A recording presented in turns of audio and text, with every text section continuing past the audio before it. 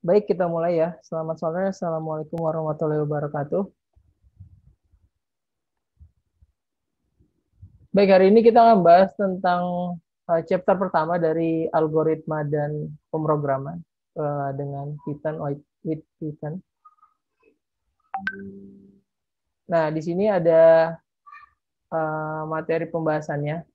Jadi kita akan bahas tentang definisi, kemudian syarat, algoritma, kriteria, jenis proses, cara penulisan, dan juga tahap-tahap dari sebuah algoritma. Baik, kita mulai dari definisi apa itu algoritma terlebih dahulu. Nah, jadi di sini bisa dilihat ya. Jadi algoritma itu kata dasarnya algorit dan juga ritmis. Nah, ini sebenarnya awal mula tercipta atau ditemukannya sebuah komputerisasi sebenarnya. Jadi algorit dan ritmis ini kan dia penemuan bilangan 0 dan 1 ya, 0 dan 1. Nah, dari dasar 0 dan 1 itulah baru bisa dikembangkan menjadi sebuah teknologi software, komputer segala macam. Nah, ini dasarnya itu ditemukan oleh Abu Ja'far Muhammad bin Musa al-Khwarizmi atau dikenal juga dengan al-Khwarizmi. Nah, ini ditemukan sekitar tahun 825. Nah, dia menulis buku yang berjudul Kitab Al-Jabar Al-Wala Muqabalah, artinya Rules of Restoration and Reduction. Nah, itu dia terdiri dari sekumpulan atau algoritma itu bisa juga dikatakan adalah sekumpulan langkah terbatas untuk mencari solusi dari suatu masalah.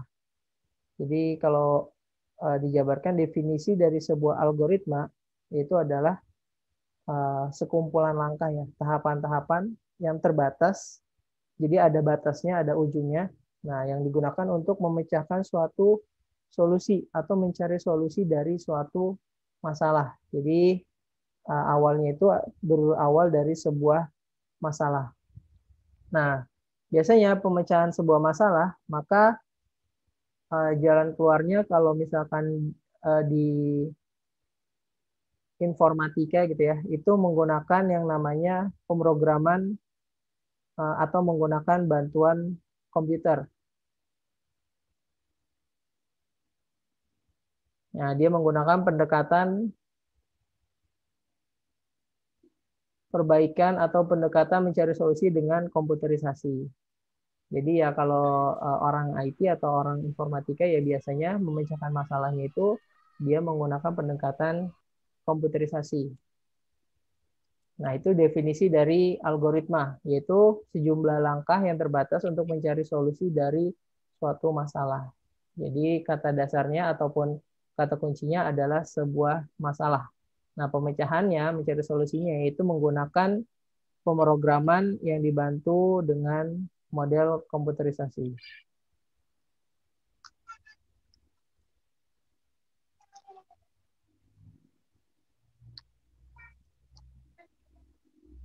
Oke, nah terus kemudian ke syaratnya, syarat dari sebuah algoritma. Nah, dari syarat sebuah algoritma, menurut Donald E. Kratz, algoritma itu syaratnya pertama harus finiteness. Finiteness itu artinya dia harus ada akhiran. Dia setelah melakukan beberapa instruksi atau beberapa langkah-langkah, maka di ujungnya harus berakhir.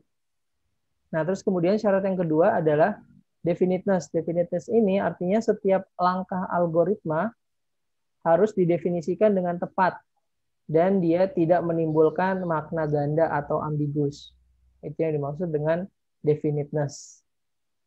Nah, terus tadi kedua, syarat yang ketiga adalah dia memiliki inputan. Jadi setiap algoritma memerlukan data sebagai inputan untuk diolah. Maka algoritma yang tidak ada inputannya, nah dia tidak begitu powerful atau tidak bermanfaat ya. Karena jumlah kasus yang dapat diselesaikan juga terbatas kalau nggak ada inputan. Hanya sekedar tampilan-tampilan aja itu tidak bermanfaat. Dia harus ada inputannya. Nah, terus kemudian syarat yang keempat ada output. Jadi ada input, harus ada outputnya. Jadi setiap algoritma memberikan satu atau beberapa hasil keluaran atau output. Nah, terus kemudian syarat yang kelima adalah effectiveness. Artinya langkah-langkah setiap algoritma yang dikerjakan harus di dalam kewajaran, harus memenuhi efektivitas. Jadi tidak boleh juga gitu membuat algoritma tapi alurnya panjang. Nah, memang sih menyelesaikan masalah tapi menghabiskan tenaga dan juga waktu. Artinya tidak efektif. Nah, inilah kelima syarat sebuah algoritma apa namanya? Ya yang harus dipenuhi. Jadi syarat algoritma itu harus ada 5 buah komponen atau 5 buah model ini. Oke, itu tadi syarat. Terus kemudian kriteria dari sebuah algoritma yang baik. Nah, kriteria dari algoritma yang baik itu pertama, dia mempunyai logika yang tepat untuk memecahkan suatu masalah. Jadi algoritma itu kan tadi langkah-langkah ya, langkah-langkah yang digunakan untuk memecahkan suatu masalah atau untuk mencari solusi. Nah, di dalam informatika biasanya penyelesaiannya itu ataupun pembuatan solusinya itu yaitu menggunakan logik. Ya, karena nanti kita terkait dengan software gitu atau sistem informasi. Sistem informasi atau software itu bentuknya adalah logik atau logika. Maka di sini dasarnya ketika membuat sebuah algoritma harus menggunakan logika yang tepat untuk memecahkan sebuah masalah. Terus kemudian kriteria yang kedua dikategorikan algoritma yang baik adalah dia menghasilkan output yang benar dalam waktu singkat. Jadi keluarannya hasil yang ditampilkan itu adalah hasil yang benar dan juga dalam waktu yang terbatas. Kemudian yang ketiga, algoritma ditulis dengan bahasa baku yang terstruktur atau format bahasa baku secara terstruktur sehingga nantinya dengan format baru mudah untuk diimplementasikan ke dalam bahasa pemrograman. Gitu ya. Jadi algoritma itu kan tadi langkah-langkah. Jadi sebelum kita masuk ke sebuah program, nah kita selesaikan dulu atau kita susun dulu logiknya dalam menyelesaikan atau dalam membuat solusinya. Nah itu dibikin dari format bahasa baku yang terstruktur supaya nanti mudah ketika kita menuangkan ke dalam bentuk pemrograman. Nah jadi dia tidak menimbulkan bahasa yang ambigu gitu. Ambigu itu artinya satu kata ya, tapi memiliki berbagai macam makna. Nah, terus kemudian juga harus didefinisikan secara jelas gitu ya. Jadi tidak membingungkan, deklarasinya atau definisinya pun harus jelas apa yang dimaksud ketika membangun algoritma tersebut. Nah, terus kemudian semua operasi setelah didefinisikan dengan jelas harus berakhir sesudah beberapa jumlah langkah gitu. Jadi harus ada ujungnya. Karena kalau dia program ataupun algoritma yang dibuat tidak ada ujungnya, berarti dia bisa dikatakan juga sebagai looping ya atau never ending solution. Jadi tidak akan selesai, tidak ada ujungnya. Nah, itu dimaksud dengan kriteria dari algoritma yang baik gitu atau yang memenuhi syarat. Lalu kemudian kita ke jenis dari proses algoritma. Nah, di sini jenis proses algoritma itu ada 3 jenis atau bisa dikatakan juga sebagai struktur kendali dari algoritma itu ada 3 buah model atau 3 buah jenis. Nah, model ini juga nanti yang akan diterapkan di dalam model pemrograman. Yang pertama itu ada yang namanya sequence process. Nah, sequence process seperti ini. Jadi sequence process itu dia dikerjakan ataupun instruksi dikerjakan secara berurutan. Perintah dimulai dari statement yang paling awal atau yang pertama hingga ke statement yang paling akhir. Nah, pada umumnya pembacaan perintah atau statement itu dibaca dari atas ke bawah. Nah, kalau dia menyamping itu dari kanan ke kiri pembacaan instruksinya. Nah, jadi ya setiap instruksi itu dikerjakan satu persatu secara berurutan sequence. Jadi ya mulai dari statement pertama sampai statement terakhir. Terus kemudian pada umumnya bahasa pemrogramannya ataupun urutannya itu pengerjaannya dari atas ke bawah dan dari kanan ke kiri pembacaannya. Nah, itu juga akan dibaca hingga selesai ya, dikerjakan satu persatu dari awal sampai akhir sampai selesai. Di sini contohnya misalkan dimulai dari start, kemudian input, nilai, hasil, kemudian cetak hasil. Nah, itu contohnya. Nah, ini contoh sebuah sequence algoritma. Di sini misalkan mencetak jumlah mahasiswa, dia cetak isi dari variabel jumlah mahasiswa ini. Kemudian dia set variabel jumlah itu 49. Kemudian dia cetak tulisan tambahan mahasiswa baru. Terus dia membaca isi dari variabel mahasiswa baru. Nah, terus variabel jumlah sama dengan jumlah ditambah mahasiswa baru.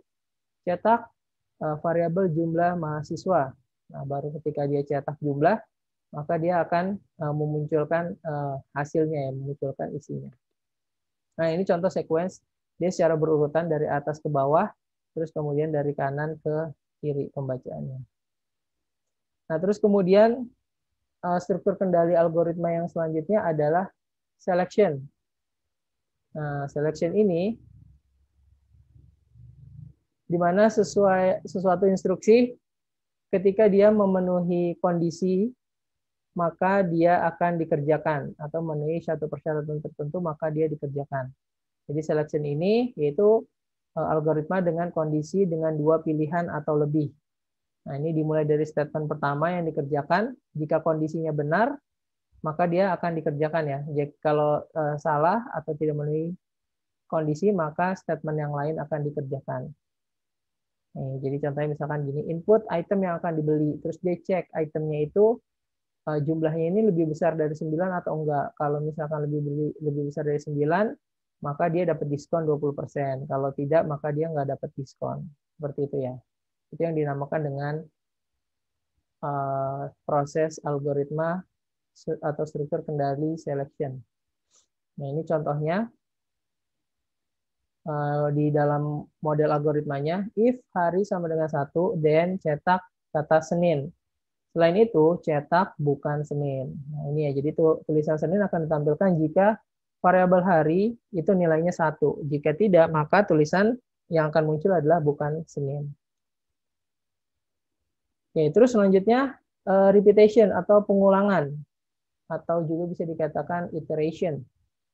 Nah, repetition ini itu adalah statement yang akan dikerjakan secara berulang selama kondisi memenuhi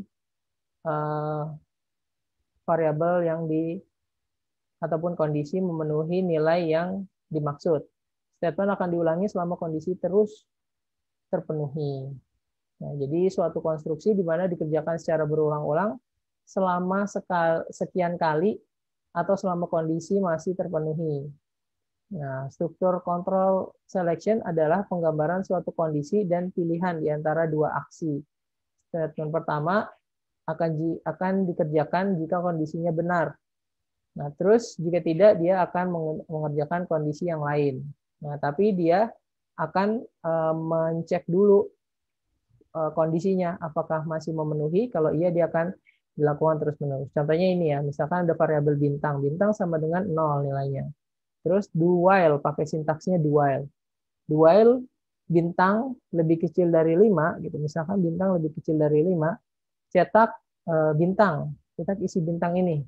Nah, terus kemudian bintang sama dengan bintang plus 1, and do. Nah, di sini dia akan melooping ya, dia akan mengecek dulu kondisinya, apakah bintangnya ini lebih kecil dari 5, jika iya dia cetak isinya, kemudian dia tambah nilainya. Jadi tambah 1 terus sampai nilainya tidak sama dengan 5, baru dia keluar ke kondisi yang lain. Nah, ini beberapa sintaks yang bisa digunakan di dalam model looping, ada pakai for seperti ini modelnya, ada pakai while, ada juga pakai repeat atau pakai switch ya. Nah ini dia bisa digunakan, ini contoh dari algoritmanya. Oke, terus kemudian ya ini tadi sudah ya jenis proses algoritma itu tadi ada 3 struktur kendali yaitu sequence, selection, dan juga repetition. Nah terus kemudian selanjutnya adalah penulisan. Jadi penulisan algoritma itu bentuknya dia algoritma ini bersifat programming language independent, artinya dia berdiri sendiri ya tanpa bantuan gitu atau tanpa support yang lain. Ya karena memang ini masih bersifat penulisan. Jadi belum masuk ke dalam program. Nah, bentuk algoritma biasanya ditulis bisa dalam bentuk tulisan, bisa juga dalam bentuk gambar. Jadi ini penulisan itu bisa bersifat menggunakan program. Tadi bentuk algoritma itu dia bisa dalam bentuk tulisan, bisa juga dalam bentuk gambar. Tulisan itu bisa dalam bentuk BIT. BIT itu bahasa Indonesia terpadu, bisa dalam bentuk pseudocode, bisa juga dalam bentuk Spark atau structure English. Sedangkan kalau bentuk gambar itu bisa dalam bentuk flowchart ataupun structure chart. Nah, contohnya misalkan yang BIT. Nah, BIT nanti nih seperti ini cara penulisannya. Jadi untuk menggunakan ataupun mewakilkan data, meminta data inputan itu bisa menggunakan kata isi, baca, masukkan.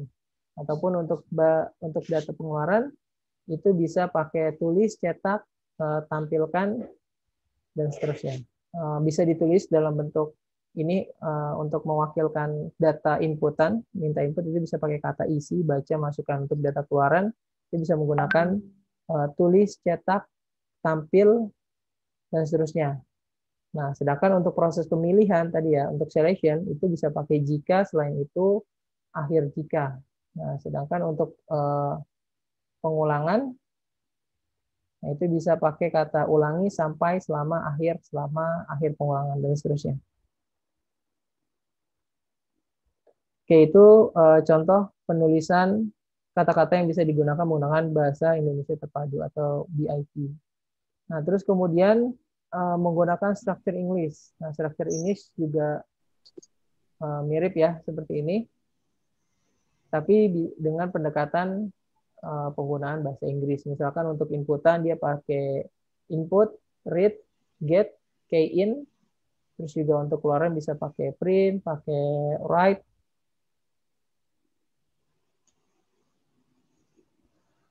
Terus juga display. Nah, untuk pemilihan bisa pakai if, else, and if, perulangan, repeat, until, while, do and, for, dan seterusnya. Itu jika penulisannya menggunakan structure English atau bahasa Indonesia terpadu. Nah, bisa juga menggunakan pseudocode nih ya, pseudocode. Nah, ini contoh pseudocode. Pseudocode itu outline dari sebuah program komputer. Jadi bahasanya itu udah mirip-mirip dengan bahasa pemrograman yang digunakan di dalam komputer. Nah, kata kuncinya atau keywordnya itu digunakan untuk menjelaskan struktur kendali atau operasi dasar dari komputer. Misalkan untuk inputan bisa input, bisa write, bisa put, gitu ya. Untuk cetak atau tampilkan itu bisa pakai read, get, ataupun baca. Nah, terus untuk operasi bisa pakai simbol plus, minus, operasi aritmatika ya, bintang, slash, kurung buka, kurung tutup. Terus untuk perhitungan bisa pakai compute, calculate, set. Nah, untuk pemilihan atau perulangan dia bisa pakai if, ataupun do while, dan seterusnya. Nah, ini contohnya sebuah algoritma. Ini ya, contoh sebuah algoritma. Misalkan kasusnya apa, kita mau menggunakan kalkulator, maka dimulai dengan kata mulai gitu. Mulai, terus apalagi yang akan dilakukan dalam proses menggunakan kalkulator. Misalkan pertama nyalakan kalkulator, terus kemudian kosongkan layarnya misalkan ya. Kalau misalkan masih ada bilangan sebelumnya, kemudian diulangin lagi sampai benar-benar clear gitu ya. terus kemudian input harga atau input nilainya ke dalam kalkulator. Kemudian jika ingin melakukan perhitungan tambah berarti ya tekan tombol plus. Nah, input semua nilai sampai nilai semuanya sudah dimasukkan, baru tampilkan total misalkan. Nah, setelah itu baru matikan, selesai. Nah, ini contoh sebuah algoritma dengan menggunakan BIT ya, Bahasa Indonesia Terpadu. Nah, ini contoh kedua, misalkan contoh algoritma berangkat kuliah. Nah, ini contohnya harus ada awalan dan harus ada akhiran, mulai. Kemudian bangun dari tempat tidur, mandi, sarapan, ke kampus, cari ruang kelas, masuk kelas dan kuliah, kemudian selesai. Nah, ini contoh yang ketiga, sebuah algoritma, ini misalkan sarapan pagi gitu ya. Nah, ini mulai, kemudian ambil piring, masukkan nasi dan lauk, ambil sendok dan garpu, nah diulangin lagi gitu. Misalkan, kalau misalnya dia pakai perulangan, misalkan mau ditambah lagi nasinya, terus diulang sampai memenuhi kondisi yang diinginkan, kemudian ya angkat sendoknya, ambil nasi dan lauk, masukkan ke dalam mulut, kunyah, terus diulangi sampai selesai gitu misalkan. Baru selesai, bereskan piring, baru selesai, finish. Nah, ini contoh algoritma yang masih menggunakan BIT gitu, Bahasa Indonesia Terpadu. Nah, terus selanjutnya pseudo-code. Pseudo-code ini sama kayak juga digunakan untuk penulisan algoritma. Ini tadi ya, pseudo-code. Ya, tadi pakai ini. Udah. Nah, terus selanjutnya kita ke flowchart. Jadi yang menggunakan bentuk gambar, flowchart. Nah, flowchart ini itu ada simbol-simbolnya. Nah, simbol-simbolnya ini ada terminator, dimulai, untuk selesainya pakai yang lonjong seperti ini. Kemudian ada proses pakai kotak, pemilihan pakai ketupat, kemudian ada dokumen, ini ada konektor untuk pindah halaman, dan juga untuk anak panah tadi. Nanti sebetulnya ada yang digunakan untuk anak panah. Nah, ini contoh sebuah flowchart ya, contoh sebuah flowchart. Misalkan tadi start, kemudian masukkan nilai A, nilai B misalkan. Terus kemudian di proses selanjutnya C itu rumusnya ya, C itu sama dengan A tambah B. Kemudian dicek kondisinya. Kalau C-nya lebih besar dari 10, maka dia akan mencetak tulisan selesai hitung. Tapi kalau C-nya ini masih kondisinya di bawah 10, maka dia akan mengulangin lagi. Diulang lagi ya, sampai C itu lebih besar dari 10 baru dia selesai. Nah, ini contoh penulisan algoritma dengan menggunakan flowchart atau simbol-simbol. Oke. Nah, terus kemudian selanjutnya kita ke tahap pembuatan algoritma. Nah, ini tahap pembuatan algoritma itu ada ya ini ada beberapa tahapan. Yang pertama, kita ketika membuat algoritma dan penyelesaian yang menggunakan sebuah program, kita definisikan dulu masalahnya. Masalahnya itu apa yang akan dipecahkan. Kemudian kita bikin modelnya, model algoritmanya. Setelah itu baru kita rancang si algoritmanya tersebut ke dalam bentuk flowchart misalkan. Nah, setelah itu kita tulis programnya atau kita coding. Kemudian kita execute dari source code atau dari coding yang tadi kita execute menjadi sebuah execute code. Nah, terus kemudian kita cek hasilnya. Terus jika sudah memenuhi, kita jalankan programnya untuk menyelesaikan masalah tersebut. Jika ternyata masih ada error, nah itu akan diulangin lagi ke letak kesalahannya itu ada di mana. Diulang sampai tidak ada error, terus kemudian disimpan, didokumentasikan. Nah, contohnya seperti ini ya. Nah, di sini yang pertama itu adalah problem, ada masalah. Masalah itu kita perlu penyelesaian, perlu solution untuk mendapatkan hasil atau result. Nah, solution itu kita menggunakan pendekatan komputerisasi, atau kita mau ya pemecahan masalahnya itu dengan membuat program. Nah, ketika kita membuat program atau menggunakan penyelesaian komputerisasi, berarti kita pertama harus bikin algoritmanya dulu. Nah, di sini algoritma itu urutannya kita definisikan dulu masalahnya. Setelah itu, setelah didefinisikan, kemudian kita buat modelnya, baru kita rancang program. Nah, setelah ini sudah jadi, baru kita lanjut ke source code. Kita ubah ke dalam bentuk codingan. Kemudian dari codingan ini kita execute. Nah, setelah di-execute, maka nanti hasilnya akan keluar gitu ya, sudah selesai. Nah, kalau yang di dalam tadi yang proses algoritma tadi ya, dia rancang algoritmanya, kemudian ditulis program, dikompil, dicek sintaksnya error atau tidak. Kalau masih ada error, dia cek lagi sintaksnya. Nah, terus kemudian kalau nggak ada error, di run. Nah, ketika di run lagi, dicek dulu nih, apakah hasilnya masih benar atau salah. Kalau misalkan dia masih salah, berarti ya dia ulangin lagi, dicek lagi codingannya. Kalau sudah selesai, dia sudah benar, dia didokumentasikan. Contohnya seperti ini, misalkan ini definisi masalah. Kita mau mencari luas suatu persegi panjang gitu ya. Nah, kita cari luas persegi panjang, kemudian kita bikin modelnya. Model perhitungan itu rumus luas persegi panjang. Luas sama dengan panjang kali lebar. Kita definisikan berarti kita perlu variabel luas, perlu variabel panjang, dan juga lebar. Nah, itu bisa juga di inisialisasikan dengan simbol A, B, C. Nah, tipe data yang kita gunakan adalah integer. Tapi kalau misalkan ini contoh menggunakan apa namanya pemrograman yang bukan Python ya, dia masih menentukan tipe datanya, variabelnya juga harus unik gitu. Kalau pakai Python itu udah bisa langsung aja ditulis gitu, itu udah lebih mudah lagi. Nah, terus kemudian kita rancang algoritmanya. Nah, ini contohnya ya, bikin flowchart-nya supaya kita tahu alur yang akan dikerjakan. Nah, seperti itu. Kalau misalkan sudah selesai, ya kita tulis programnya, kemudian kita compile, di sintaksnya ada error atau tidak. Kalau nggak ada, ya selesai, kemudian disimpan.